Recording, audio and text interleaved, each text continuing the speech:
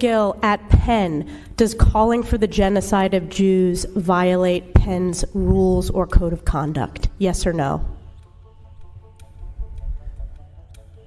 If the speech turns into conduct, it can be harassment. Yes. I am asking specifically calling for the genocide of Jews. Does that constitute bullying or harassment? If it is directed and severe or pervasive, it is harassment. So the answer is yes. It is a context-dependent decision, Congresswoman. It's a context-dependent decision. That's your testimony today. Calling for the genocide of Jews is depending upon the context. That is not bullying or harassment. This is the easiest question to answer yes, Ms. Magill. So is your testimony that you will not answer yes? If it if the yes speech or becomes no? If the speech becomes conduct, it can be harassment. Yes. Conduct meaning committing the act of genocide? The speech is not harassment? This is unacceptable, Ms. Magill. I'm going to give you one more opportunity for the world to see your answer.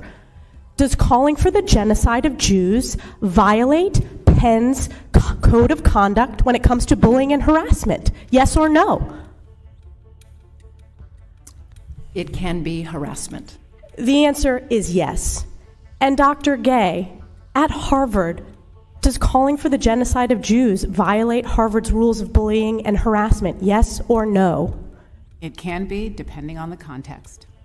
What's the context? Targeted as an individual, targeted at an individual. It's targeted at Jewish students, Jewish individuals. Do you understand your testimony is dehumanizing them? Do you understand that dehumanization is part of anti-Semitism? I will ask you one more time.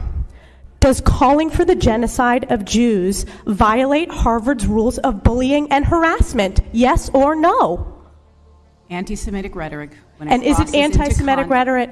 Anti-Semitic rhetoric, when it crosses into conduct that amounts to bullying, harassment, intimidation, that is actionable conduct, and we do take action. So the answer is yes, that calling for the genocide of Jews violates Harvard Code of Conduct, correct? Again, it depends on the context. It does not depend on the context. The answer is yes, and this is why you should resign. These are unacceptable answers across the board. Honorable members of the faculty, we summon you here today to address the issue of anti-mudbloodism in Hogwarts. You guys are all professors, which means you're smart, so this shouldn't take long. Let's start with you, Professor McGonagall. Does advocating for the genocide of mudbloods violate the code of conduct on bullying and harassment in Gryffindor? It's a context-dependent decision, Professor Dumbledore. Excuse me? How is calling for the genocide of mudbloods not a violation of the rules? It's a context-dependent decision. What the hell is wrong with you, Professor McGonagall? Aren't you supposed to be one of the good guys in this story? You're telling me that calling for genocide is dependent on the context? Oh, yes. Context. It's a new spell that makes everything that's wrong right. Context. What a frickin' witch. Okay, moving on to you, Professor Sprout. Does advocating for the genocide of mudbloods violate the Hufflepuff Code on harassment? Answer me yes or no. It's a yes or no question. So answer me yes or no. Yes or no. Wait, are you okay?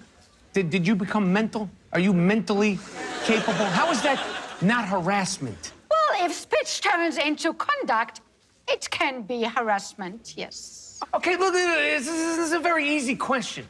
Okay, this is not the rules of Quidditch here. You're telling me that calling for the genocide of mudbloods is not bullying or harassment? That's what you're telling me?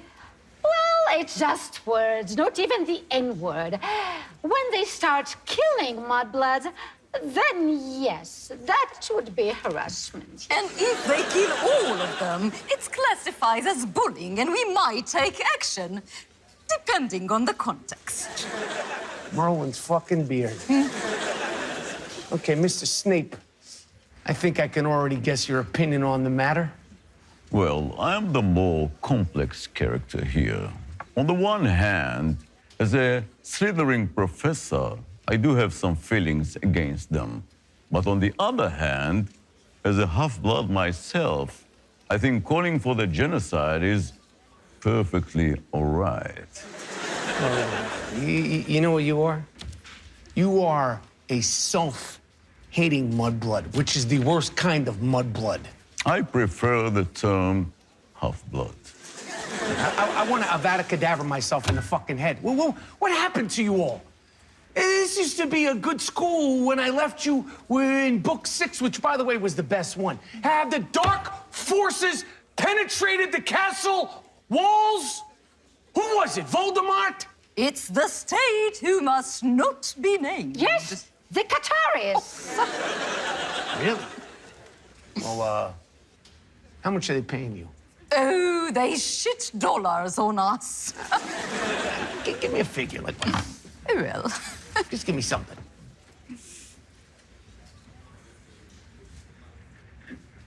Wow. Mm-hmm. Oh, why didn't you just say that from the start? I mean, for that kind of money, I'd say fuck all the mudbloods myself, and the Jews, too. And if you didn't get the metaphor, that's because you're as stupid as a Harvard graduate. This hearing is adjourned. Let's go get some shish kebab. Oh, shish kebab. I love shish kebab. It's hummus. Let's get a hummus. Yeah. And falafel.